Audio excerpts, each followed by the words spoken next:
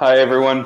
My name is Tyson Seburn, and you may remember me from past episodes such as Adaptable World Conference Day plenary and some other stuff.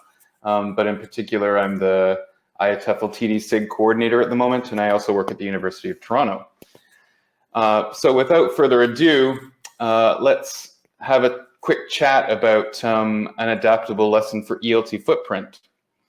And so I was really encouraged when Henrique actually asked me to submit a presentation for this wonderful conference where hopefully all of my friends are donating money to, because one of the key questions was, how do you prepare your students to be global citizens, or something along those lines? And what immediately came to my mind was a lesson framework that I had put together for a group called ELTfootprint. Now, whether you know of this group or not, there's a couple of links at the bottom that you can follow along or click through, or maybe copy and paste or what have you. But basically, earlier this year, Daniel Barber and a few other people at Innovate ELT conference in Barcelona had a quick session on a call to action for ELT teachers and people in the profession to do some action with regards to the environment, and how can we as professionals make a change, basically. And so a group emerged from that of ELT professionals who want to talk about how we can work on environmental initiatives as ELT professionals. And in some ways that goes along with talking about how we can do so at conferences, and what teaching organizations themselves can do in order to become greener and more sustainable. And you may have heard quite a bit of discussion with regards to the types of things that are in the bags at conferences, or having recycled mugs, or cutting down on flying. All of those types of discussions have really emerged from this particular group. And so if you're interested in joining, you can through one of those links at the bottom. Now, the way that I got involved primarily was ELTfootprint asked for teachers to create a series of lessons with regards to how we might include environment-related initiatives in our classrooms. And so I whipped something together that I thought was pretty decent, and that's what I want to talk to you a little bit about today.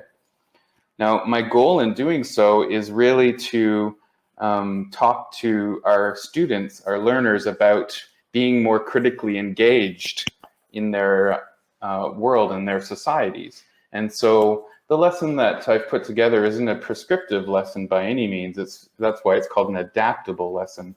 But it's one where we can take this sort of framework that involves environmental related themes and work with the language that we may be actually just using in our classrooms anyway. But basically, the main gist is I want to have students really critically examine the way things are done in their own contexts, and not just accept the status quo. Actually, sort of, you might hear this word come up in the future quite a few times, but disrupt that and try to think of ways in which we can change, and not just go with, this is the way things are and this is the way things have to be. So this lesson then would start off, for example, with some pre-task lexis. So what you might do is you might show some pictures from grocery stores or supermarkets, either from the context that you're teaching in, or perhaps contexts that are outside in different areas of the world, such as ones like these. Now, the top two images come from a slideshow that Carrie Jones had put together that's somewhat related to what I'm talking about today. So I stole them from there, although I've attributed it to her. And the bottom one I sourced online. But basically what happens is when we show these types of images to our students, we get them to try to really think about what grocery stores do and how they package materials to the public. And so the type of language that might actually come out of this is really more like collective nouns. So things like how these fruits and vegetables and how different meats and so on are put together. Because this is useful to describe when you're actually going grocery shopping, just as an example. So we might look at a bundle of something.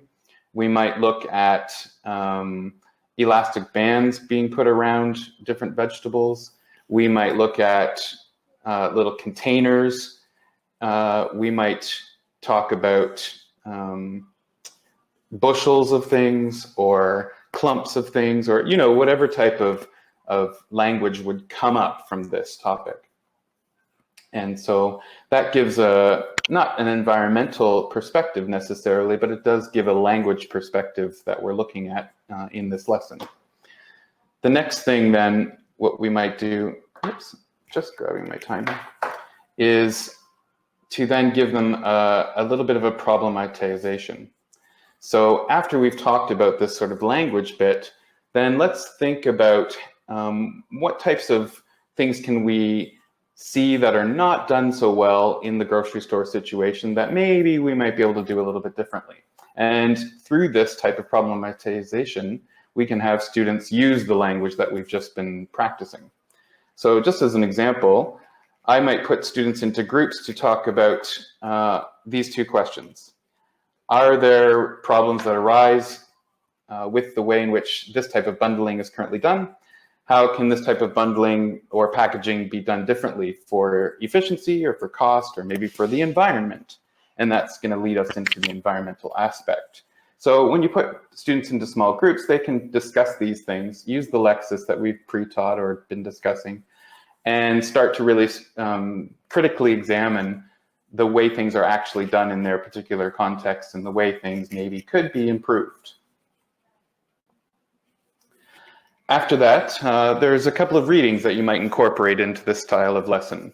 So I have put together two that I found. One which is about how supermarkets in Asia, specifically Thailand and Vietnam, I think, are using banana leaves instead of plastic packaging.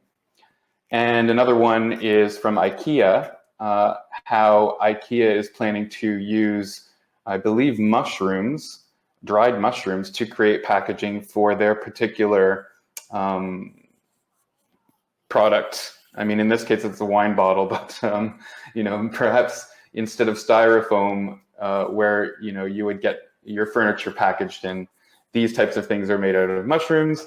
And after you're done with them, then you can just throw them into the garden, and they'll decompose, and they'll maybe create some mushrooms.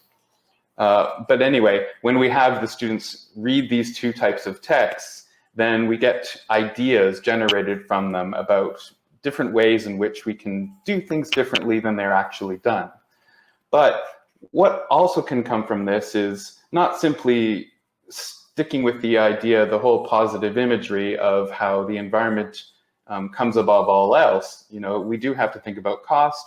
We do have to think about problem areas with this type of packaging. So some students may raise the issue of, okay, well, what do we do with meat? Can we put meat in these types of packages? And so we want the students to really think through and have a discussion using the language that we've been using or the grammar that we've been teaching, but in this context where we're really getting them to examine the way things are done and really start to think about a plan for the future about changing them. What always pairs really well with reading then is writing, a writing task. So after we've gone through this lexical bit, we've taught those words that they're starting to use, or that grammar, whatever it happens to be, and they've done a little bit of reading where they can apply and critically think about these types of questions or these types of different ideas and ways to change things. Then maybe we give them a writing task. And I've suggested one here where they would write a proposal to a grocery store management suggesting new methods and justifying it with a rationale. And maybe they may reference the texts that they've been reading or ones that they've brought in themselves. And this can lend itself to other types of language instructions, such as writing for different purposes or different genres, maybe summarizing, paraphrasing, using quoting with citations. But something that's sort of authentic, and it could be done in an email like to Loblaws here, or it could be done in a handwritten letter. So basically, that's my idea, and I'm really happy to share this idea over this conference, and hopefully it's inspired some people with just a framework in which you can apply environmental themes to get students really critically examining, critically thinking about the way things actually are, and can we actually do them differently. So thank you very much, and if you want to see this in a blog post, you can go to the link that was on the first slide.